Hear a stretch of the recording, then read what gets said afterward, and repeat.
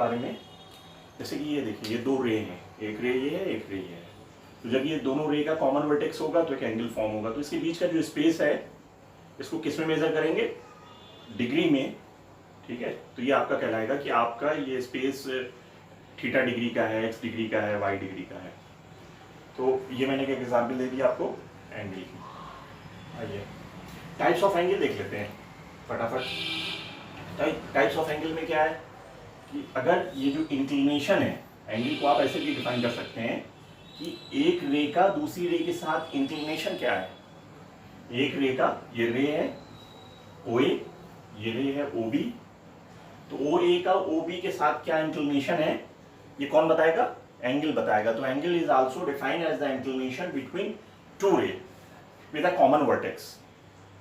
चलिए अगर ये इंक्लिनेशन या ये एंगल 90 डिग्री से कम है, लेस देन 90 डिग्री, तो इस एंगल को क्या बोलेंगे, एक्यूट एंगल बोलेंगे। अगर ये एंगल 90 डिग्री का है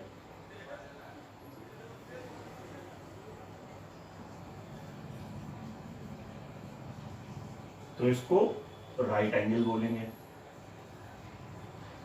एंगल का मैं ये सिंबल बना दे रहा हूं, ठीक है। इसका ये रिप्रेजेंटेशन होता है। एंगल का रिप्रेजेंटेशन क्या होता है, ऐसे करके आप बना दें, इसका मतलब एंगल है, और अगर आपने ऐसे करके बना दिया है तो ये हो गया ट्राइंगल। तो ट्राइंगल का रिप्रेजेंटेशन ये हो गया, एंगल का रिप्रेजेंटेशन ये हो गया, तो ये हो गया एक्यूट एंगल, ये हो गया राइट एंगल। अगर 90 से ग्रेटर है, 90 से ग्रेटर है और 180 से कम है, 90 से ग्रेटर 180 से कम, 90 से ग्रेटर 180 से कम, कोई भी डिग्री हो सकता है, 120, 130, 140, कोई भी डिग्री मैं लिख दे रहा हूं ग्रेटर देन 90 डिग्री, ठीक है। और साथ में कंडीशन क्या है इसके साथ, बट लेस देन 180 डिग्री, लेकिन 180 डिग्री से कम होना चाहिए। और यहां पे क्या कंडीशन लगेगी, 90 डिग्री से कम बट ग्रेटर देन 0 डिग्री, ठीक है। ये सारी चीजें लिखते रहिए।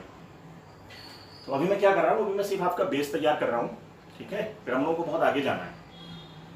इसको लिख दीजिए ऑब्ट्यूज एंगल,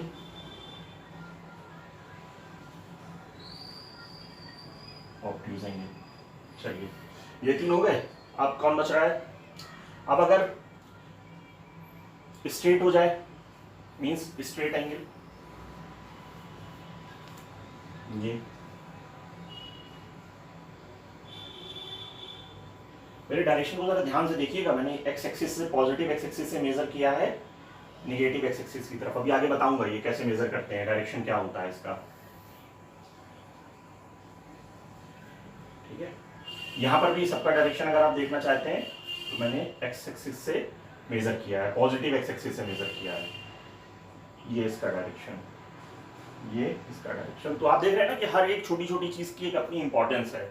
ये बता रहा है कि केक कहाँ से मेजर किया जा रहा है, कहाँ से मेजर किया जा रहा है, ठीक है। तो ये पॉजिटिव एक्स एक्सिस से मेजर किया जा रहा है, कितने डिग्री का है, 180 डिग्री का है। तो उसको क्या बोलेंगे, स्ट्रेट एंगल।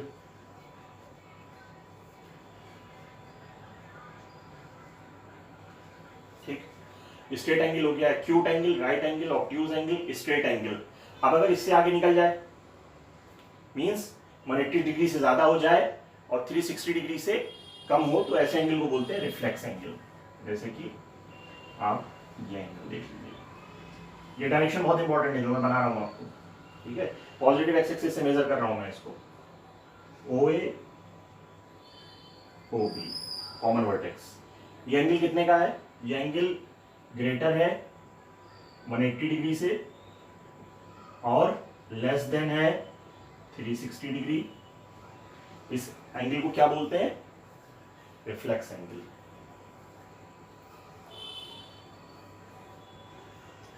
Reflex angle. अब एक इसमें बच गया 0 डिग्री का एंगल और 360 का एंगल, वो भी बना देता हूं। 0 डिग्री का कैसे बनेगा, देखिए जरा ध्यान से। 0 डिग्री का एंगल,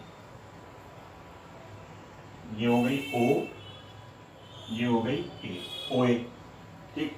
एंगल के लिए क्या होना चाहिए, एंगल के लिए दो रे एक दूसरे से मीट करनी चाहिए, उनके बीच का जो स्पेस होता है या जो उनका इंक्लिनेशन होता है वो एंगल कहलाता है। दूसरी वाली कैसे दिखाएंगे, इसमें दूसरी वाली ये देखा यार ऐसे, ओ ए ओ बी कितने डिग्री है ये इंक्लाइन, 0 डिग्री है, ठीक है। तो ये एंगल हो गया, 0 एंगल बोलते हैं इसको। अच्छा, अब अगर किसी को 360 बनाना हो, सारे एंगल तो बना दिया मैंने, 0 बना दिया, 90 बना दिया, और एक्यूट, ऑब्ट्यूज, स्ट्रेट, रिफ्लेक्स, 360 वाला एंगल रह गया, इसको क्या बोलते हैं, 0 angle, 0 degree angle, 0 degree angle. अब कौन बच रहा है, अब बच रहा है कंप्लीट एंगल जो 360 डिग्री का होता है। आइए वो भी बना देते हैं यहां पर। ये हो गया ओ ए, कंप्लीट एंगल में ये जो मैंने सिंबल लगाया है यहाँ पे, ठीक है, देखिए ध्यान से, एक पूरा चक्कर लेके आ रहा है, पूरा एक चक्कर कंप्लीट कर रहा है। तो एक कंप्लीट रेवोल्यूशन कितने का होता है, 360 डिग्री का होता है। तो यहाँ पे आप लिख दीजिए 360 डिग्री, और इस एंगल को क्या बोलते हैं, कंप्लीट एंगल, कंप्लीट एंगल, ठीक। तो ये मैंने आपको सारी चीजें एंगल के बारे में बता दी। ये एंगल का सिंबल है, ठीक है, और ऐसे right angle, acute, obtuse, complex, straight, reflex, 0 degree, complete angle, और सारी चीजें आपको अच्छे से एक्सप्लेन कर दी। अब इसके डायरेक्शन के बारे में थोड़ा सा बात कर लेते हैं, क्योंकि यहाँ तक तो बिल्कुल बेसिक था। अब यहाँ से इसके डायरेक्शन के बारे में मैं आपको एक्सप्लेन करता हूँ, वो बहुत इंपॉर्टेंट है, ठीक है। ट्रिग्नोमेट्री की जान है वो, ट्रिग्नोमेट्री की जान है इसका एंगल का रिप्रेजेंटेशन, कि एंगल कहाँ से मेजर करना है, कैसे मूव करना है, ठीक है। तो उसको रब करता हूं और आपको मैं एक्सप्लेन करता हूं कैसे मेजर करेंगे एंगल को, और किस डायरेक्शन में क्या होगा, कैसे होगा, सारी चीजें बहुत अच्छे से, ताकि आपको कोई कंफ्यूजन ना रहे बिल्कुल भी। चलिए फटाफट देखिए, ये पॉजिटिव एक्स एक्सिस है, ये पॉजिटिव वाई एक्सिस है, ये नेगेटिव एक्स एक्सिस है, और ये नेगेटिव वाई एक्सिस है। कैसे असाइन करेंगे, क्या स्टैंडर्ड नोटिफिकेशन यूज किया जाता है इसके अंदर, आइए देखते हैं। ये हो गया 0 डिग्री का एंगल, ये हो गया +90 का एंगल, ये हो गया +180 का एंगल, ये हो गया +270 का एंगल, और फिर यहां पर आपको मिल गया +360 डिग्री का एंगल, ठीक। क्या किया है हम लोगों ने, हमारा मूवमेंट ऐसे हुआ है, ऐसे मूवमेंट हुआ है, ठीक है। कैसा है ये, एंटी क्लॉकवाइज। तो एंटी क्लॉकवाइज अगर हम मूवमेंट करते हैं तो वो मूवमेंट पॉजिटिव होता है, यानी एंटी क्लॉकवाइज डायरेक्शन में अगर हम एंगल को मूव करेंगे तो हमारा साइन पॉजिटिव होगा। इस लाइन को लिख लीजिए कहीं पर, क्या, एंटी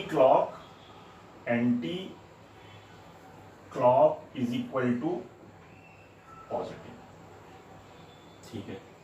चलिए अब क्लॉकवाइज अगर मूव करें तब क्या हो जाएगा, इसमें क्लॉकवाइज मूवमेंट भी हो सकता है, तो क्लॉकवाइज मूवमेंट करते हैं, कैसे होगा क्लॉकवाइज मूवमेंट,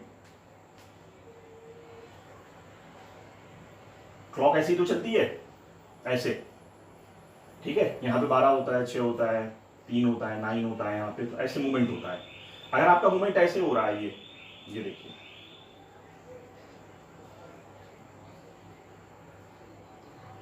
मीन्स क्या है ये मूवमेंट, देखिए जरा, 0 डिग्री है, ठीक है। आपने ऐसे मूवमेंट किया, क्लॉकवाइज मूवमेंट किया, आप जब आएंगे तो ये होगा -90, कैसा होगा ये, -90। फिर आपने और मूवमेंट किया क्लॉकवाइज, -180, फिर आप और मूवमेंट कर रहे हैं क्लॉकवाइज, -270 डिग्री, फिर आपने और क्लॉकवाइज मूवमेंट किया, -360 डिग्री। रिजल्ट क्या निकल के आया सामने, रिजल्ट नोट कर रहा हूं ब्लैक बोर्ड पे, याद रखिएगा इसको। क्लॉकवाइज मूवमेंट जो होगा, क्लॉकवाइज मूवमेंट निगेटिव होगा। तो अगर आपको कोई कंफ्यूजन हो तो जो मैं याद रखता हूं, आप भी उस पैटर्न को फॉलो कर सकते हैं। मैं याद रखता हूं all clocks are negative, all clocks are negative means मैं सिर्फ इसको याद रखता हूं, तो सेकंड वाला अपने आप याद आ जाता है, ऑल क्लॉक्स आर निगेटिव, लिख लीजिए कहीं पर आप लोग, क्या स्टेटमेंट है इसकी, ट्रिक क्या है, ऑल क्लॉक्स आर नेगेटिव। ये इसकी लर्निंग ट्रिक है।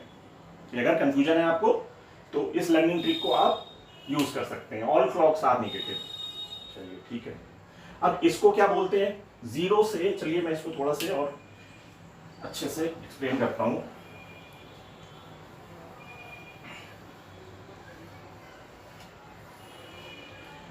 जनरली ज्यादातर मूवमेंट जो होते हैं वो एंटी क्लॉकवाइज होते हैं ट्रिग्नोमेट्री में, लेकिन क्लॉकवाइज भी हो सकते हैं, कोई प्रॉब्लम नहीं है। अगर आपने इस चीजों को समझ लिया है तो चाहे क्लॉकवाइज हो या एंटी क्लॉक हो, आपको कभी भी कोई भी प्रॉब्लम नहीं आएगी। तो ये हो गया आपका 0 degree plus 90 plus 180 degree plus 270 degree plus 360 degree. कैसा मूवमेंट किया मैंने? 0, 90, 180, ये सब एंटी क्लॉकवाइज है। ठीक है, तो एंटी क्लॉकवाइज मूवमेंट कैसा होता है? पॉजिटिव होता है, मैंने वहां लिख दिया है।